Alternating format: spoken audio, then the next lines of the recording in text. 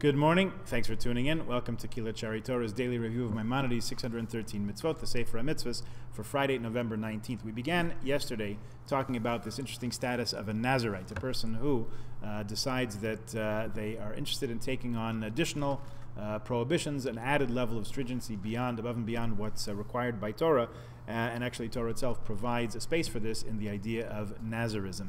A person can take a vow for 30 days, for a minimum trial period, and hold themselves liable by this vow to abstain from wine, vinegar, grape products, as we saw yesterday, from contact with the dead, and from cutting their hair, from shaving the head. So let's continue with some more of the prohibitions. A Nazarite is prohibited, specific mitzvah here, prohibiting the eating of the kernels, eating grape seeds. And the following mitzvah, so it's a separate mitzvah now, eating the husks of grapes, eating the shells, the peels, I guess, of grapes, if you're going to peel grapes. So you have, it's emphasizing that we said yesterday about grapes themselves, fresh grapes, we said about dried grapes, raisins. Now we're talking about a prohibition of eating the kernels of grapes, the seeds, grape seed oil. I'm not sure if that would be included in the prohibition, but better to be careful.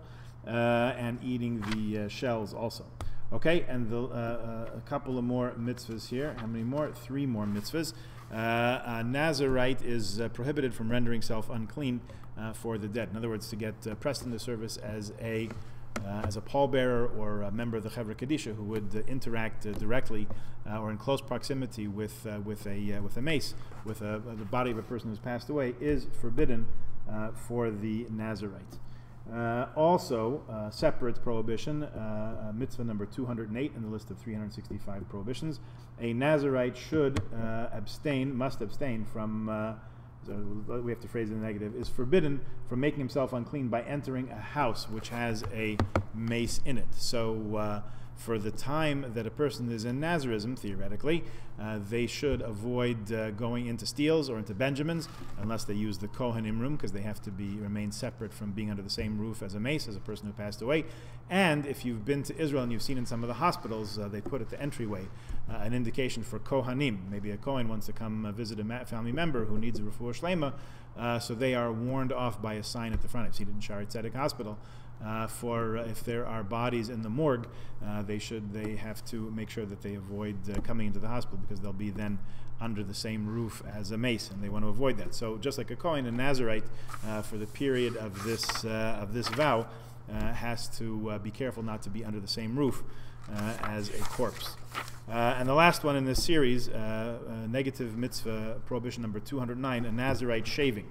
The Nazarite is forbidden to shave, cut the hair. There should be no razor that comes upon his head, is the wording of the relevant verse. One who shaves the head of a Nazarite is also punished by whipping, because the barber and the customer are equally guilty, and the penalty of whipping is incurred as soon as they have shaved one hair, for both of them. So you have to be careful.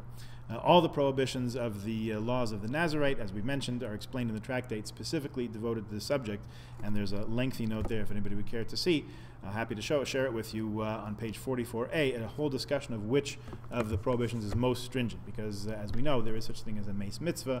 There is an event where, God forbid, when somebody passes away and there's no one else to perform the burial, or it's a close family member, a Nazarite, a Kohen, and so on, might find themselves pressed into service to attend to the speedy and appropriate Jewish burial of such a person. Okay, so that's a conversation about which of these invalidates the Nazarism from the get-go, from the Lemafreya all the way back to the beginning, which one's just for the days forward. Okay, a matter of interesting conversation, but not practical import for most of us at this point, since the practice is largely suspended, certainly in the times until we can bring the expiatory sacrifice at the end of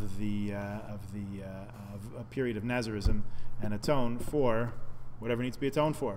Conversation unto itself. Pause. Let's just mention the Shabbat times for this afternoon. Candlelighting 4:30. We're getting close to the earliest candlelighting now. You see another couple of weeks. Mincha Ma'ariv, we are not yet ready to gather once again for Friday night services in the shul. However, hopefully we will be resuming our daily minyan before too long. If you're interested in that, please be in touch with all great dispatch, because we want to make sure that we provide that service, first of all, for ourselves and also for those who may need to say Kaddish. Motzei Shabbos tomorrow, 5:34. 5:34, so 5:44, about 10 minutes after, please join us via the Zoom link provided in your email for a wonderful and uplifting Zoom Havdalah. Have a wonderful Shabbat, a good Shabbos, and we will see each other afterwards. Shabbat Shalom.